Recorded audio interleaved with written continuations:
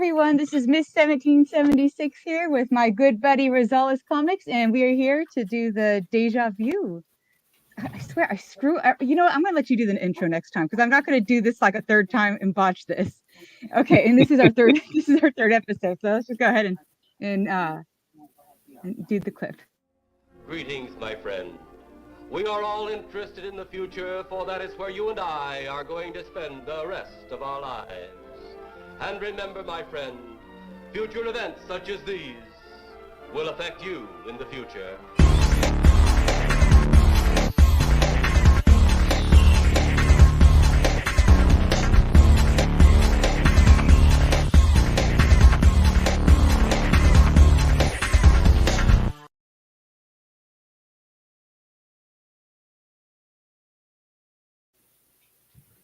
Okay, Cole. I will change the title to Deja Vu. What did they say they wanted? Deja Vu? Deja Vu. If you'd have said that a while back, I could have made us an intro with that, with a lot of scary movies and things like that. Shoot. It says Well, Deja Vu. I didn't want to bug you on that because I know you do like a lot.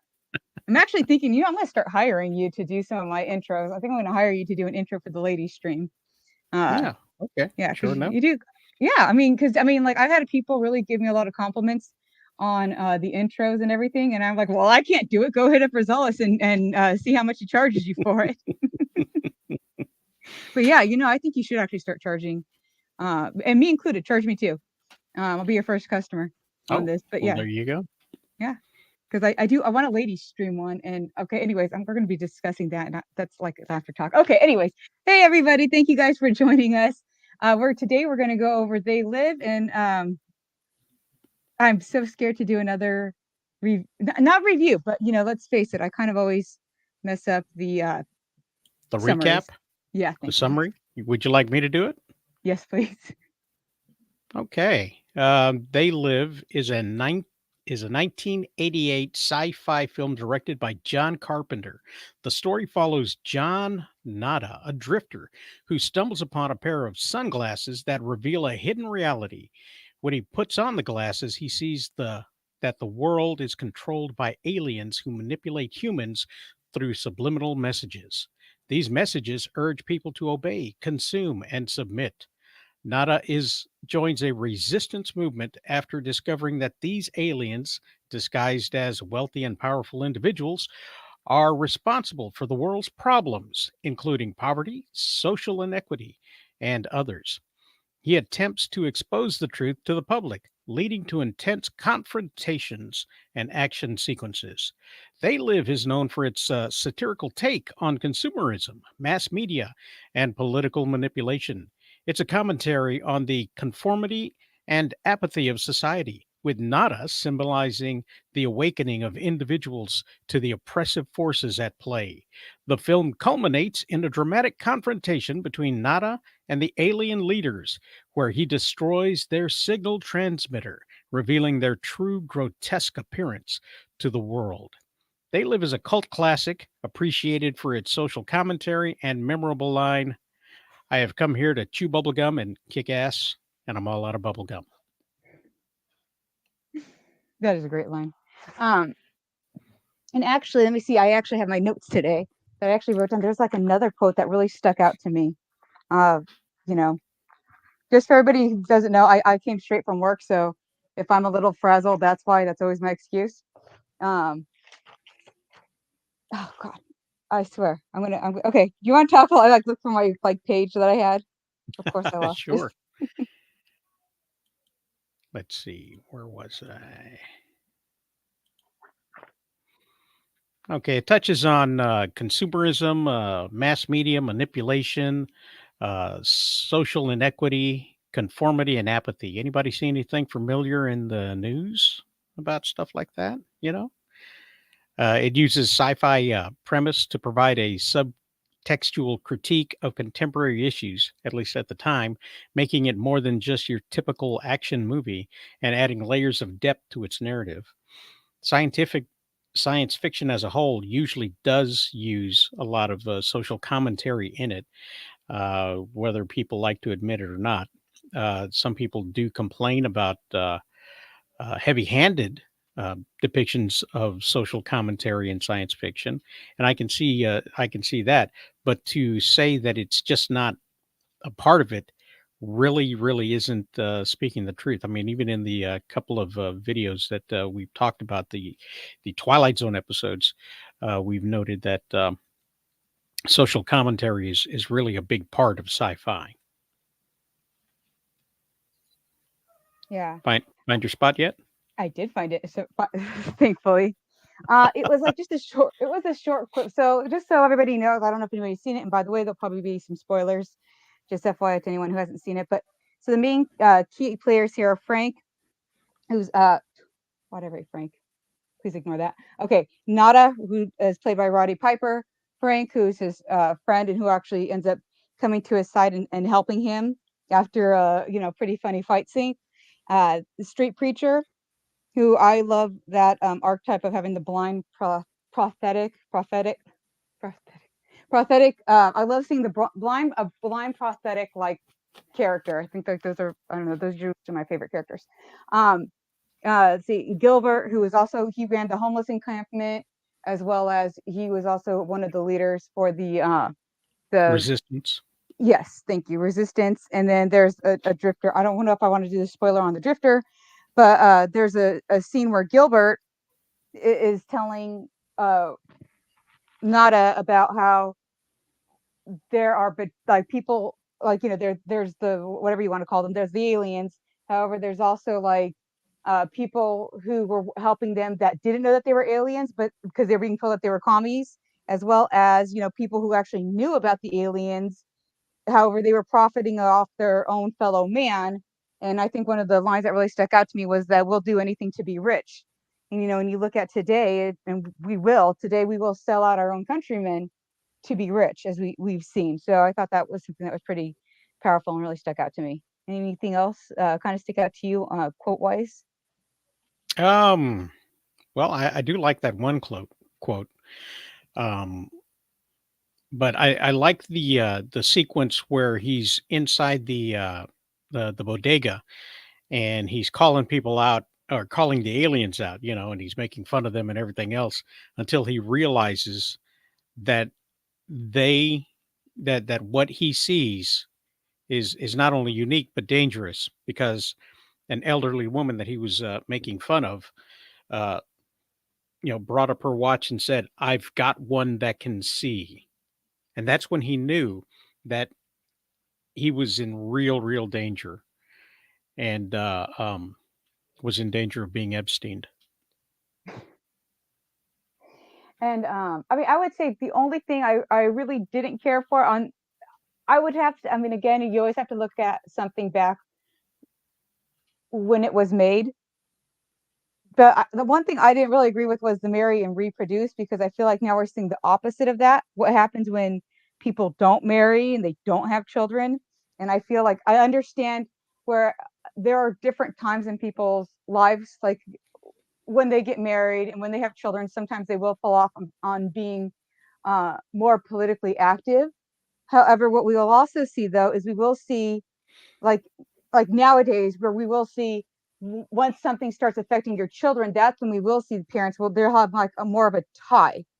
I don't know if I'm explaining that right, but there'll be more of a tie because you're thinking of, well, I have to make sure that this is good for my child in the future when I'm gone. I want to make sure that they have, something. So I think we're seeing that where people don't have children, they have no roots to this society. So instead, we're seeing this selfishness of, well, what can I get? What benefits me? Rather than what will benefit the next generation? What will benefit the ones that I love, the little ones that I love? Because I'll say, well, I'm not a parent, as many people know, I am heavily involved with my nephews and niece, and that is something that really, children will make you not be selfish. I'll tell you that. Like they will like be the things that teach you not to be selfish, and really you learn sacrificial love with kids. And so I feel like as a society we've lost a lot of that.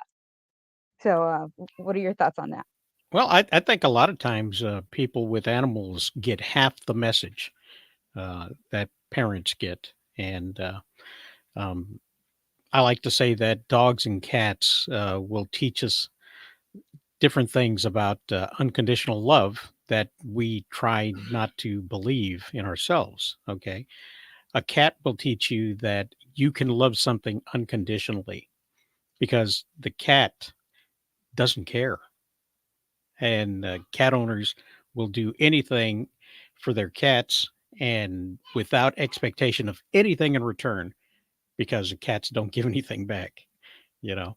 And so dogs, on the other hand, no matter how badly you treat them, whether you put them outside at night in the rain, whether you beat them and run them under the house, as soon as you come back out to them, they still love you just like if you did nothing. So uh, cats will show you that you are capable of being loved unconditionally.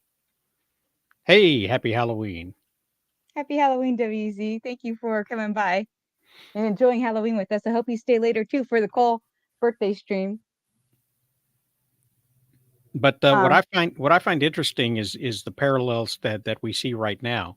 We do have people that are in the news labeled crackpots that wind up acting out and creating mass violence, and they're called crazies.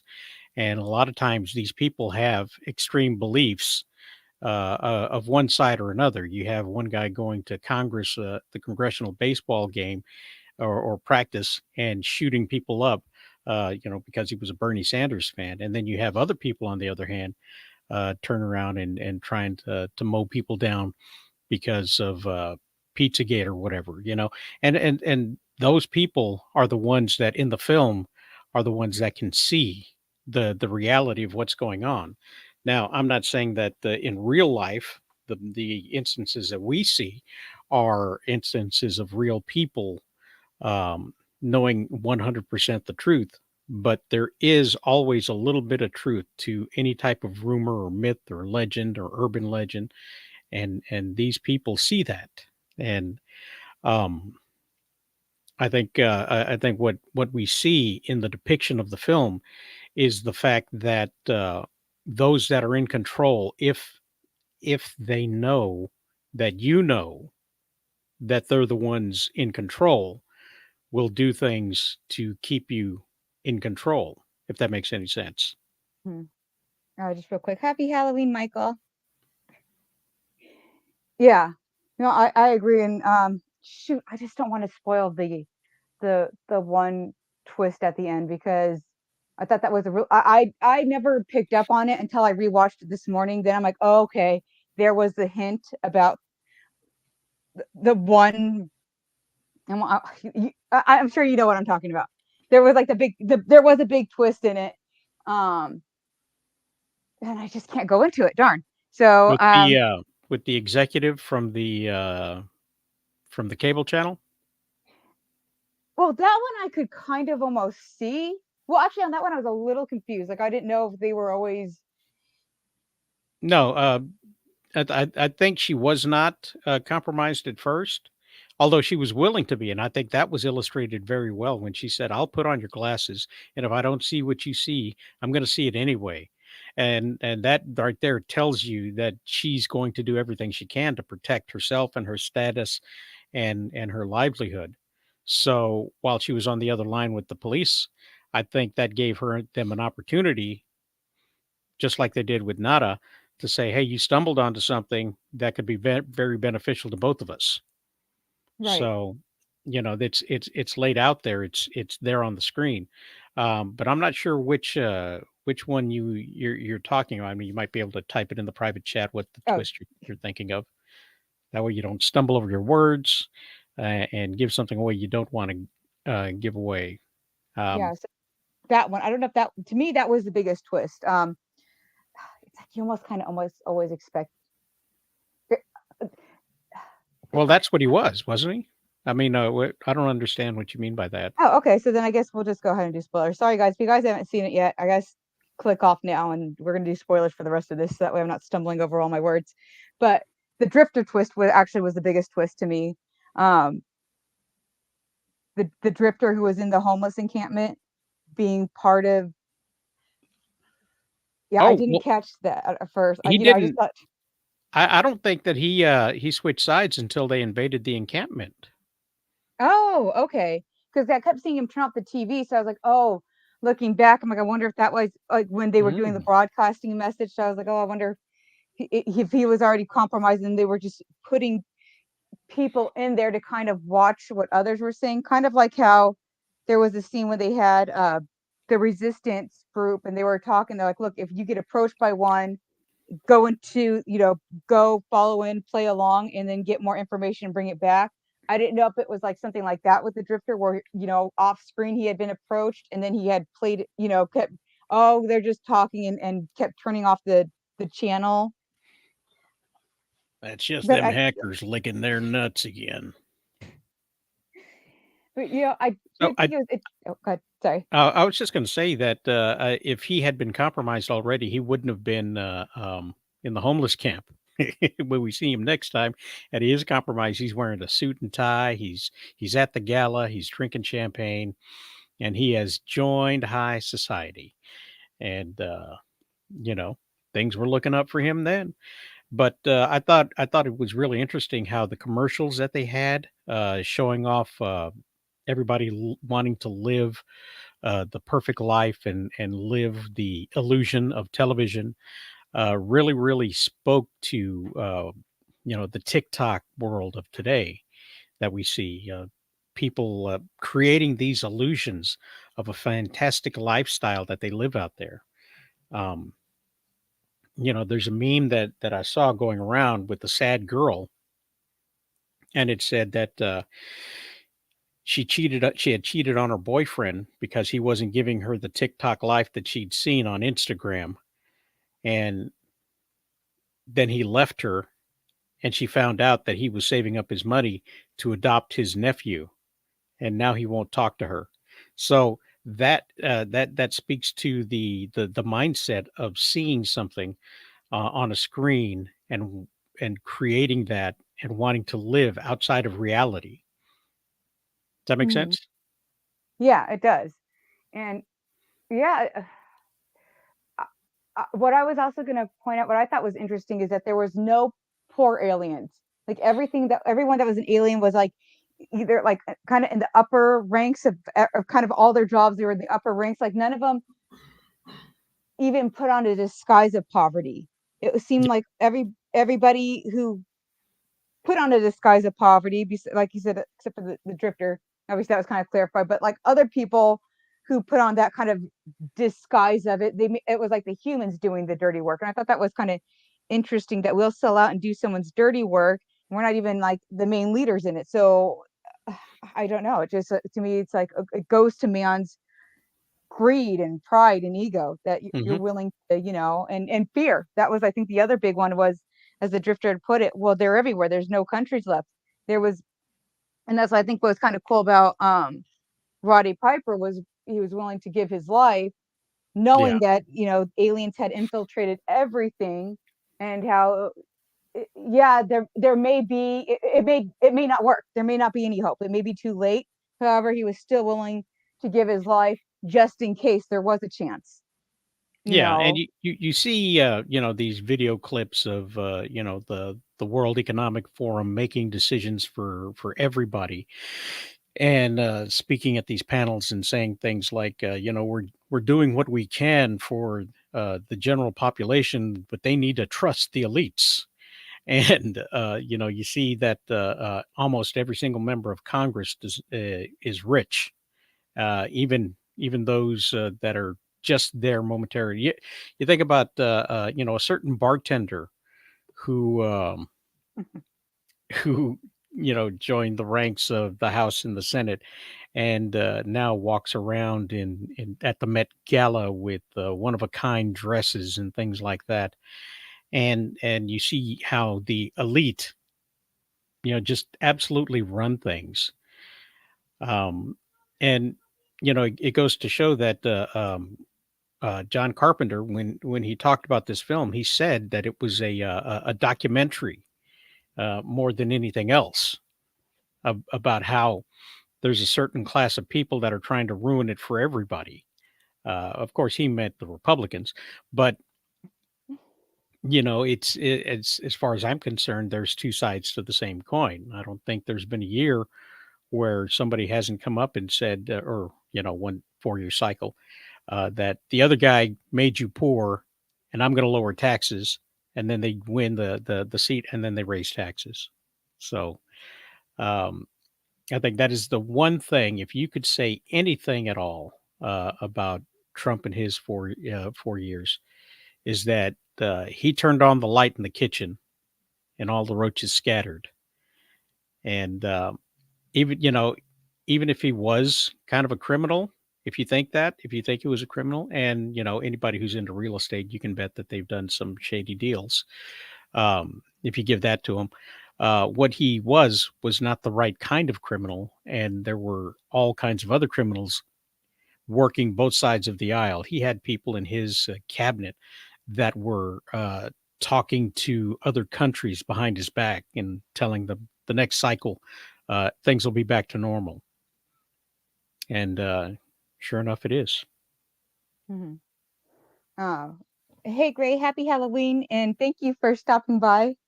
Um, yeah, and the one thing I would like to say about Trump is whether you like him or don't like him, it should concern you when a whole government and feds and state government can go after one person the way that they don't go after anyone else who's committed worse crimes. That should always be concerning because there's no guarantee you're not going to be next on the chopping block. I mean, shoot, look at how I'm not going to just and I'll say, I'm not trying to pick on a side here. Shoot, I've been ostracized from my own side lately, I feel like. But I'm just saying, like, look at how in the government and even just like just media, how fast they'll turn on their own sometimes just because their own says one thing out of line, and how fast they'll pull everything from them, just pull the rug right out from under them. No, and these could be like, I think it's always hilarious to me when people say Elon Musk or J.K. Rowling's are like these crazy right-wing people. I'm going, no, they're not. And then what always cracks me up too is then you'll get the conservatives getting upset when they do things that are obviously more like a left, side or left moral. And I'm going, well, yeah, because they're liberal. They're just, they have a brain. They're just thinking for themselves, and they're not falling in total line. They're not going far left. They're just, being rational on, and thinking things through. And you don't always have to just go with whatever side. You're allowed to think for yourself, and to see like just the turn is just incredible. And then of course, like I said, it's always cracks me up that sometimes conservatives will get really mad. I'm like, I don't know why you're mad. You knew what they were. You can't be upset that they are this. I mean, Mm-hmm. that's like with me when I stand up for women. And if someone was to be like, well, I thought you were a liberal, I'm like, well, I don't know what gave you that idea. You can't get upset about that. Hey Mike, how you doing? Thank you for stopping by. Happy Halloween. So yeah, and I would say, like, you brought up an interesting point, like, obviously he was calling out Republicans, but the one thing that's pretty funny, and Cole and I are going to do later on, we'll be doing a cartoon series, and we'll be talking about dinosaurs. And I think it's funny that that's when you look at it in the context of the time, it was very much a liberal show. It was very like heavily lean liberal. However, if you look at it now, a lot of the themes, it would be something a conservative could agree with. And one of the themes being, and we'll discuss this later, will be freedom of speech and freedom of artistic expression and protecting your children. Like, you don't have the government step in to protect your children. You yourself protect your children. And it had to do with censorship, like censoring things on television, not like, oh, we're putting this into our kids' cartoons. I mean, like, I think it was a reference of like, it's like they're watching like a America's Funniest Home Videos, or it was supposed to be like some kind of prank show. So it wasn't like they're watching it. It's like at the prime time hour, and one of the characters says a bad word, and then suddenly the news station's like, oh, that's funny, and then they keep doing that bad word. But then later on, the message and the moral is like, the dad, I can't remember his name, Earl, ends up just turning off the TV. And it's like, yeah, that's what you do, because you protect your children. You're the one who should be the first line of defense, and it's not for us to start forcing this crazy censorship. Now I know I'm going, sorry, Cole, I feel like I just basically went and did the episode for us right here. Hey Jack, how you doing? Thank you for coming by. Jack. But yeah, so Uh, shoot, I was going somewhere with that. You know where I was going with that? I was going somewhere with it. Absolutely not. I was typing. Hail the chat. Happy um, Halloween, everyone. but yes, oh yeah, I remember. Sorry, but yes, back to it. Like I think that it's interesting to look at a show or a movie in the context of the time, but then also being able to apply it to today, which is basically the theme of our streams. But uh, yeah, and I did like the thing about the money, saying the money where it said that this is your god now. Yeah, I thought that was really interesting to talk about people being enslaved to money, because I feel like, yeah, that's kind of has been from the beginning of time. I mean, money is the root of all. No, hold on. The love of money is the root of all evil. Let me correct that. The love of money is the root of all evil. And that's what we're seeing. And obviously, you're willing to turn on your fellow man for it. You're willing to degrade yourself for it. I mean, that was, I think, some of the little messages that they were flashing, and I did like the telling everybody to go to sleep, when they had the what would you call it, the satellite that was telling everybody to sleep and kind of just ignore. And as Hmm. we're hearing like little tidbits of steel mills shutting down, and we're hearing like things about, like, obviously, it's pollution. That was the one, pollution, polluting the environment and wreaking havoc and not caring. I mean, I thought that was kind of interesting. Yeah. And I also think it was interesting how the scientist was describing that whenever he would get to do his broadcast, and he called us cattle, because they are they're changing the temperature of the planet, they're polluting the air, they're climatizing our atmosphere to theirs, and we might be pets, we might be food, but really all we are is cattle, you know. And the idea from the graffiti on the wall, it said, we sleep, they live. So they are the only ones who are, quote unquote, living on our planet while we sleepwalk through everything that's going on. Jack says, my kid asked for headphones, but I say no unless it's something I already know what it contains. If she's just watching YouTube, I like to hear it. And there's many times I've told her to change it. Yes, yes. I'm the exact same way with my youngest son. He's never used any of the language that he's accidentally heard, which is a very, very good boy. But there are things that seem to trend younger, even though that's not their target audience, if you know what I mean. So if it is their target audience, they're making it seem like it's not their target audience, Mm. and they're manipulating things in that way. A while back, I say a while back, last century, last century, we had a big kerfuffle about Camel cigarettes marketing to kids with Joe Camel, and they made a big stink that his nose was actually a penis, uh, upside down penis is what it was supposed to have been, and that they were trying to do all kinds of things uh, to influence kids into smoking Camel cigarettes. But that's the sort of thing that wound up with YouTube as well. There was a time with YouTube Kids. They had all kinds of strange videos on that made it through their filter and wound up. And some people complained that no matter what they put on YouTube Kids, it always came back to some youth minister singing songs about Christ on on there.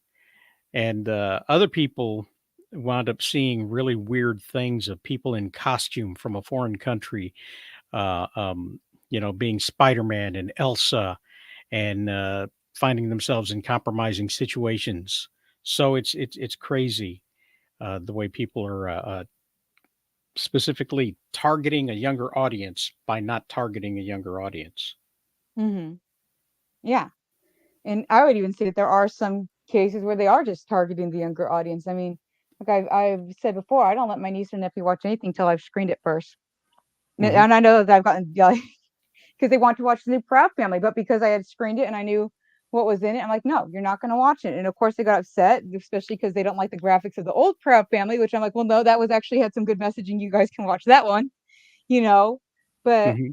and I think a lot of the times too, there are people who don't want to deal with putting up with the fit, and to me, I'm like, well, then correct the fit behavior, and you want to put up with the fit, But it's like you have to. It's like you have to scream for everything. I mean, I do love what Jack had said about you know listening, making sure that he knew what his daughter was listening to on YouTube. Because I mean, I remember when I was with my friend and her parents kind of let her have uh, free reign. And I feel like we watched probably some videos that we shouldn't have because we were very young.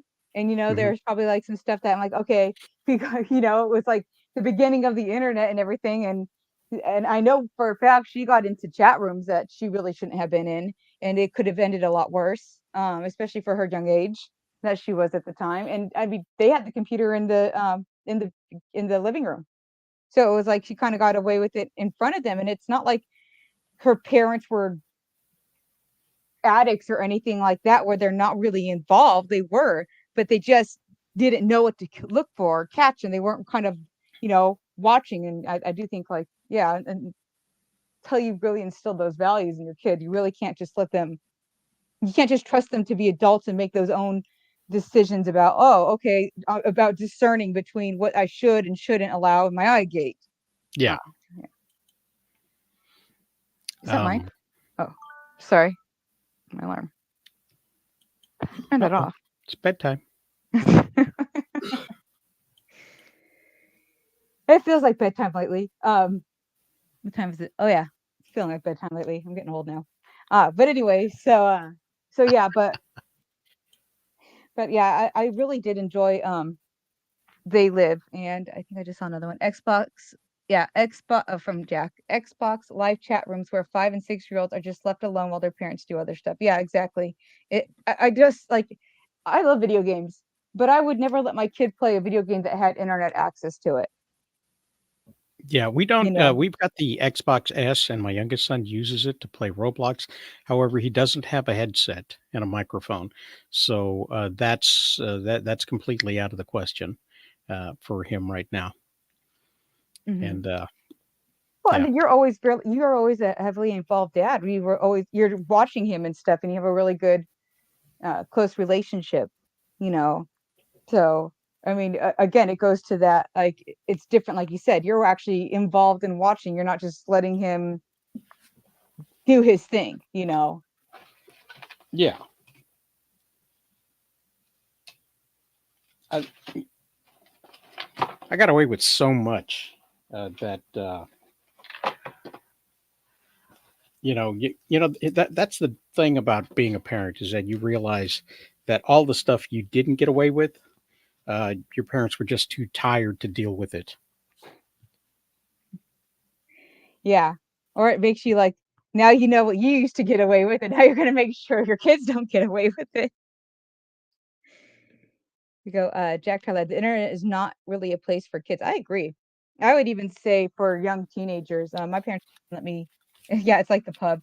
Yeah, I mean, I think I was 16, probably going on 17. I don't think I was allowed to have a MySpace till I was 16, and like my parents monitored my MySpace. Like that sucker was like locked down. Um, you know, Yeah, uh, so it wasn't just like today. And then, again, it wasn't like on your phone, because people didn't have internet on their phone back then. Shoot, that just sounds so old. Like back, but I mean, it was very expensive to yeah, get internet on your phone back then. So and very it was few slow. people had it.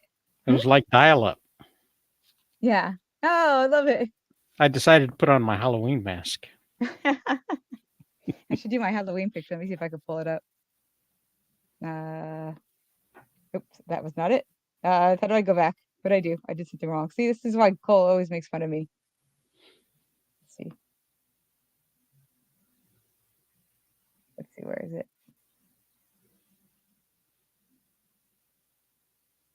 There you go. This is my Doctor Strange one. When I was very disappointed because I watched the Multiverse of Madness and it was horrible.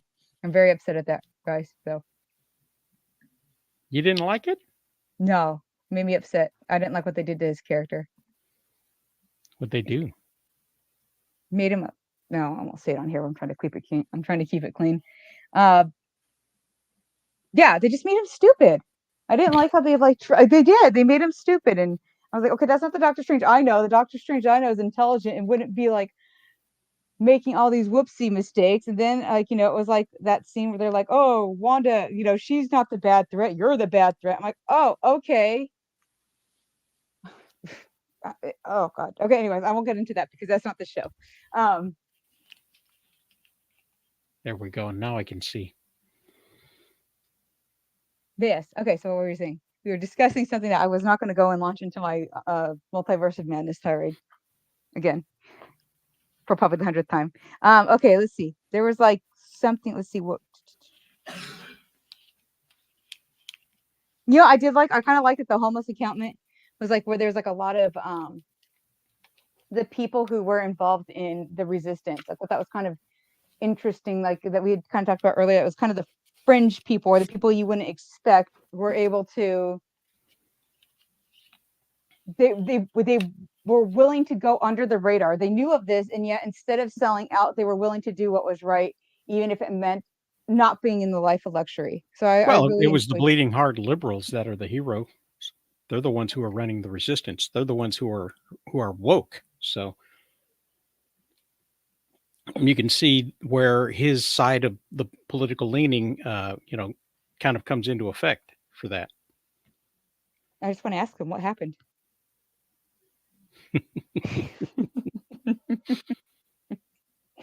I'm going to get a note saying, you can't watch my show anymore. You can't watch my movie or talk about it anymore. I felt bad for Jean because Jean kind of got that note, I think, from like, and she's a huge Gargoyle fan. And she just saying, well, back then, this is what it was about. And the guy's like, basically, like, you aren't a fan or something stupid. And it's like, well, what do you mean she's not a fan? Just because you decided, like, after the fact that you no longer wanted to stand for that because you're a sellout doesn't mean she's wrong. She's right.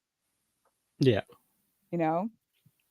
No, Jean's She's someone awesome. who stuck. Oh yeah, she's someone who sticks by her morals. That's what actually always, Hmm. I always admired about her. It's like she's not like she's not going for a party line. She's just someone who's sticking by her morals and what is right. So, and No, I and feel she like, she doesn't say stuff willy nilly just to get a rise out of people either. She calls people out who are doing that. On the other hand, and she has, for the most part, when it comes to comic books, she's got issues and and series numbers to back it up. In Spider-Man 153 in 1982, blah blah blah. She'll call them out in a heartbeat to say that's not really the way the character was represented. That's not the way the character always was. And then all of a sudden, you're going back and you're rewriting history and making this person gay, just to show that it's bad for gay people. You know, yeah. and I think to myself, if it was so bad for the gays, and people couldn't dress the way they wanted to dress, why didn't they just pretend to be glam rockers in the 80s and 90s? They wore all the makeup, they had the teased out hair, they wore the tight pants and the female clothing and things like that. You remember Dee Snider? Oh, I'm gonna look that up. Yeah. What band was it? I'm like, I can't remember the exact name of the band. Or Boy George, Oh, he was geez. real Yeah. Look at popular. him. He was on top of the charts. He was the darling of the world. Didn't they kind So of know he was gay, Boy George? Or absolutely. Well, I mean, Boy George and the way he looked, he looked like a female. He called out the whole idea of the androgyny movement is what he pulled out in front of everybody. So there were, if you got heroes out there, those are the guys to look to. So yeah, and even now he still kind of dresses like eccentric because I've seen a couple of his concerts and stuff. And all of the members of boy bands. yeah, exactly. I was gonna make a joke, but I can't. So, yeah, and then shoot, I swear my brain is just mush after work sometimes. Um, but yeah, what I love the most is when she does a takedown over like the Captain Marvel stuff. I think that's like my favorite. I always just want to like pop some popcorn and watch. because it's like nobody knows Captain Marvel like she knows Captain Marvel. And I'm always trying to get her to I'm always trying to pick a topic on the lady stream where I think she's gonna like pick hers as Captain Marvel, and then she has like someone else like, dang it, I gotta try again harder next time. I'll have to do more specific. You know, my boys, they see these ads in between the YouTube videos because that's all they watch, and they literally want to go out and purchase whatever item they've seen. And that's the current world we live in. And in the film it critiques, you know, the use of excessive consumerism and materialism, and it reflects you know, societal concerns about consumerism, at least at the time, of the culture and the power of advertising and marketing. So I mean, it hits on a lot of different levels. You know, the idea that of mass media manipulation and how information can be controlled and manipulated to influence public perception, echoing concerns about media bias and propaganda. You know, you think about the fact that the Clintons, you know, it's sad. It is just so sad and heartbreaking that they've known over 50 people, 52, 55, 56 people who've taken their own lives. You know, Just that's so the you know, me and the results are very happy people. you know, I insinuate nothing, absolutely nothing. They knew Epstein, but you know, you know, these people, they, you know, it's the way media, uh, you know, does something. You know, somebody in the White House calls a leader of a country and says, "Hey, maybe if you help me, if you help me find out what happened here, you know, that would be great." And they call that a quid pro quo, and he gets indicted. Whereas somebody else says, if you don't fire somebody, you're not getting money that was, you know, allotted to you by Congress. They're the ones actually in charge of it. But if you call Obama, he'll tell you that I'm not going to give you the money if you don't give me what I want, and that's considered fine. So that, you know, and the film itself also portrays the wealthy and powerful aliens, you know, uh, as part of, you know, one big collective thing. You know, the media, the elites, the controlling people, the military, the police departments. They are all part of the same mechanism in the film.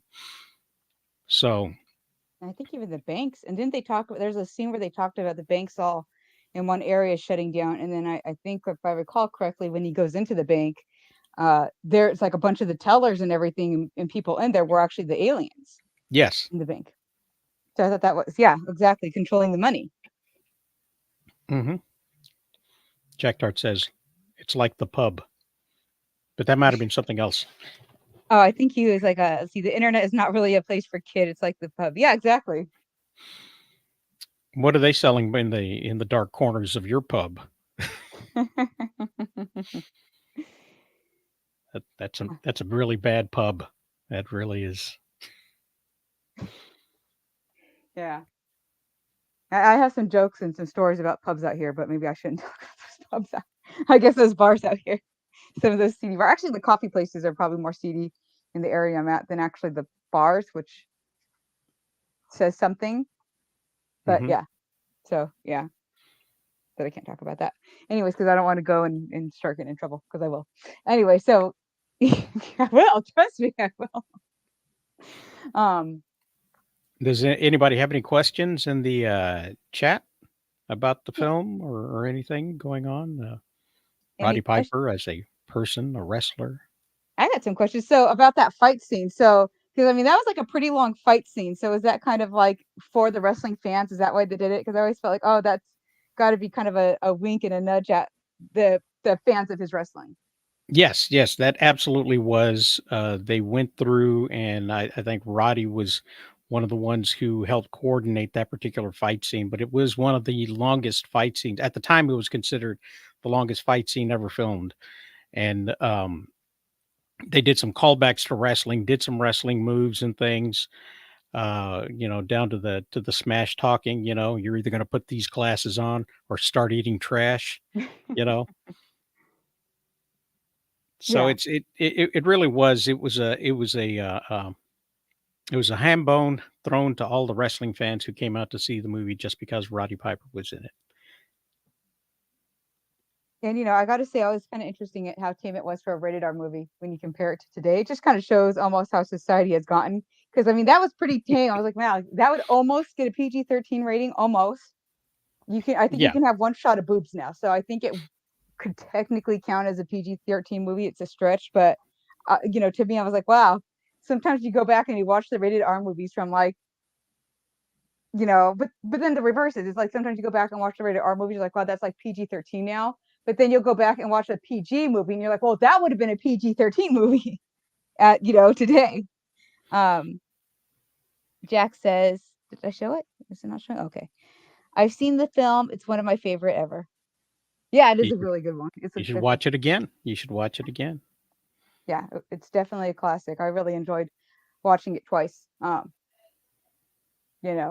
kind of scary watching it a little bit because, especially you see kind of this, like I said, when you start looking at today and you do see this weird takedown of people who I swear just have like the simplest opinion.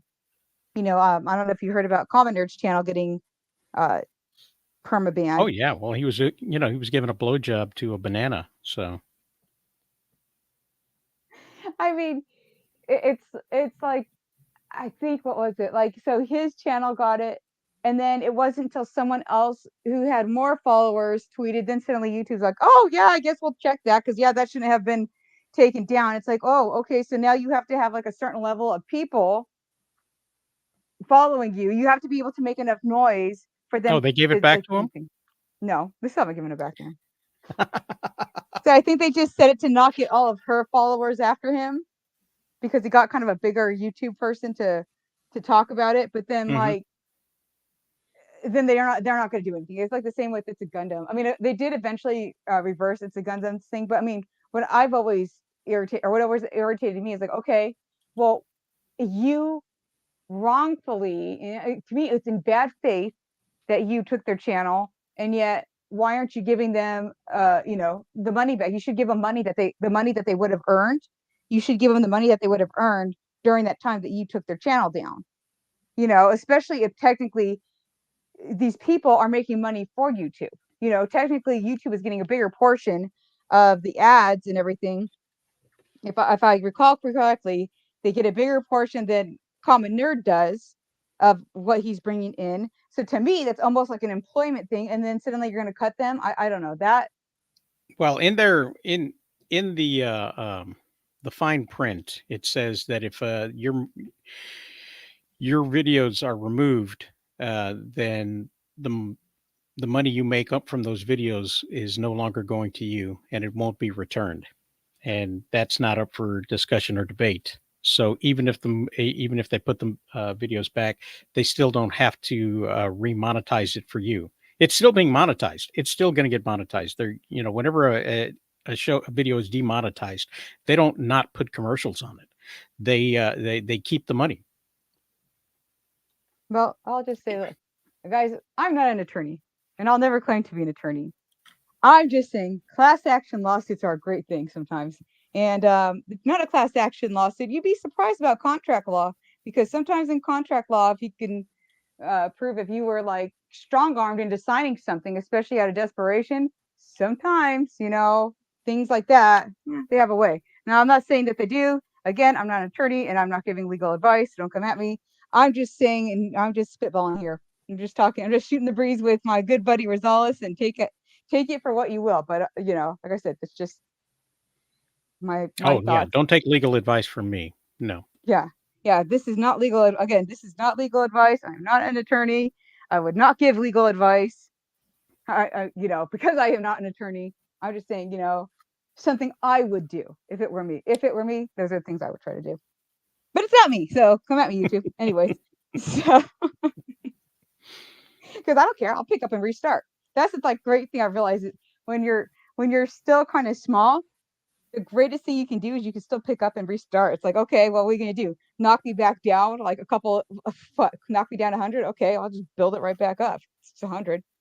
I can rebuild that sucker back up. So that's how I kind of look at this watch, and if I ever make it big, I'm like, I just kidding, YouTube. I didn't mean that on that one episode. That was just me being silly.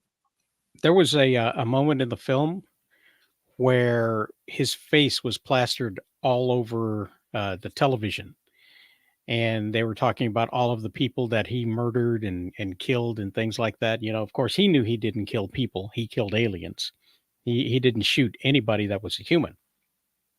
But it speaks to where we are now, where social media allows influential figures, including politicians and celebrities, to amplify their message and ideologies and but portray things a specific way. You know, even to the point where they're calling things fake news that are not fake at all. They call it false or misleading information that can spread like wildfire and things like that. But if you remember, excuse me, there was a time, and there's a video that shows it, where Sinclair Media had all of their local and national news channels read the same speech, and this video put all of the same speech, and it's talking about how fake media and bad actors are trying to influence you and use their position to give you false information, and they all said exactly the same thing.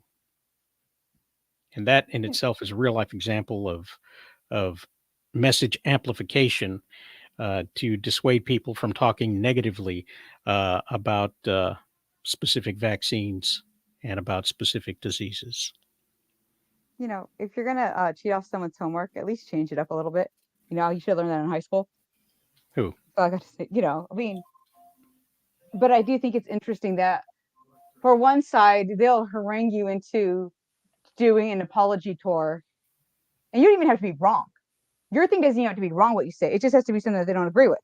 And they'll harangue you into an apology tour. But then another side, when they are just vicious and they slander someone and like really just slander someone and then find out it's not true, then they can just do, not on the front page to do a retraction, but just bury the retraction somewhere deep within their thing. Oh yeah, Yeah. we're going to retract that. And then you have people who still believe it because they didn't see the retraction, or they didn't think for themselves to go, hey, that didn't sound exactly right.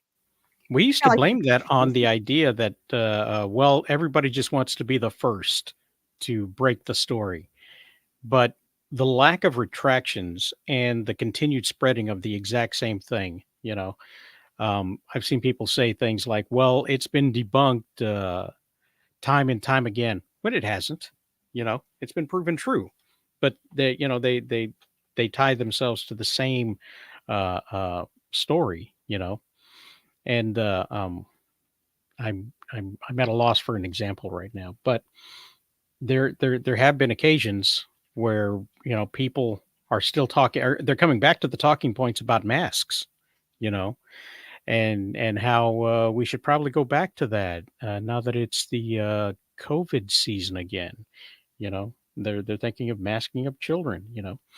One more time, even though study after study after study has shown how harmful wearing masks for extended period of time can be to the body's respiratory system, to a lack of oxygen.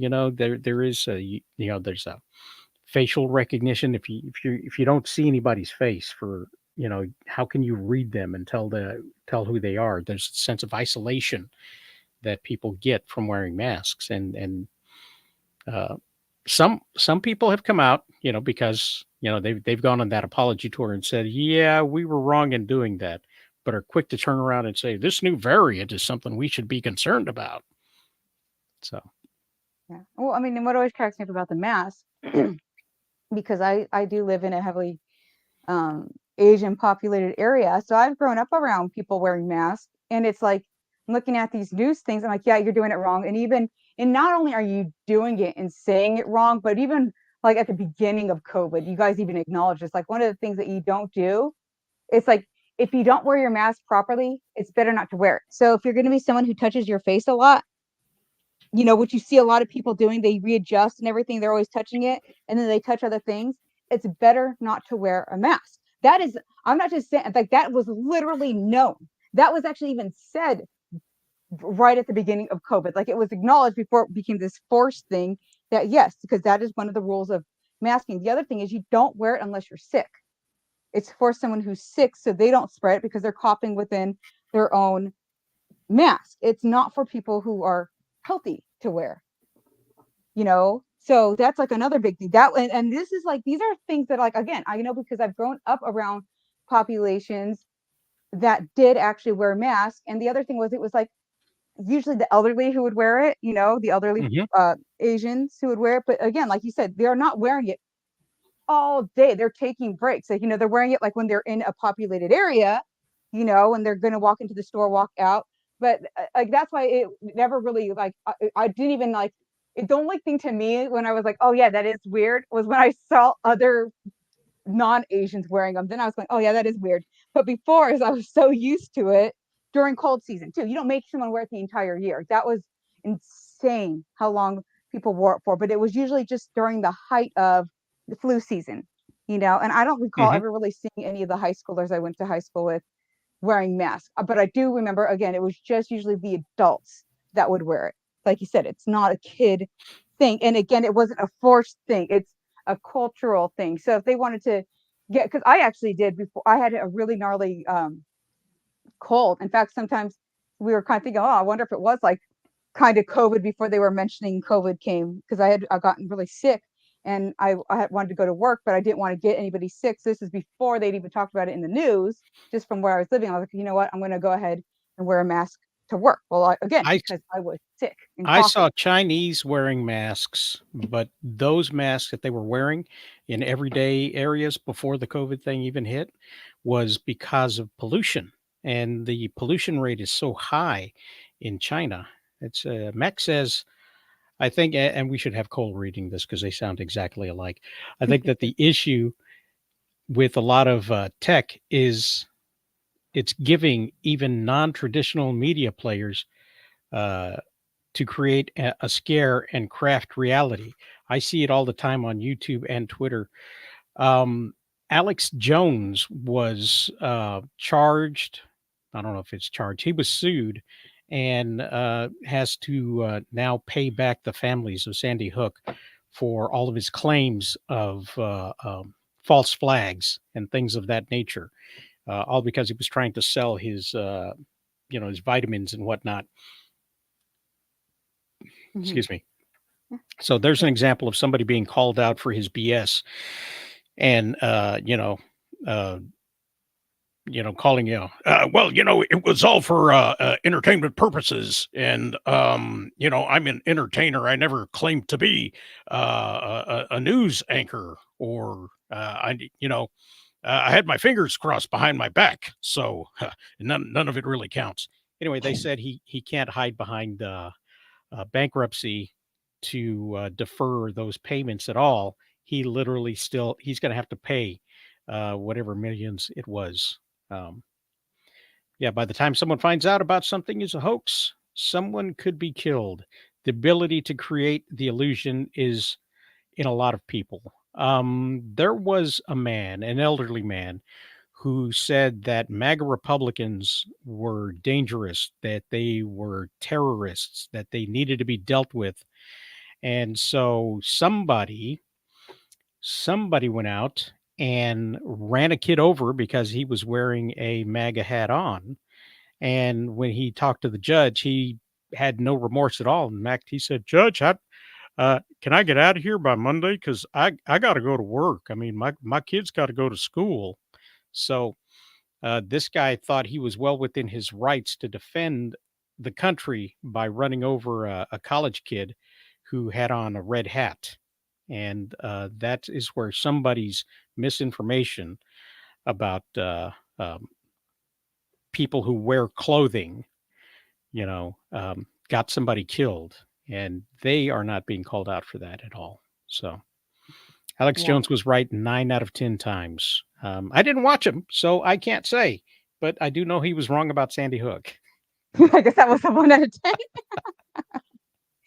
Um, so we're gonna go ahead and wrap up the stream here because I see it's kind of getting close to that 10 o'clock hour. I know Max is gonna come on. He's also gonna come and hang out with us to wish Cole a happy birthday.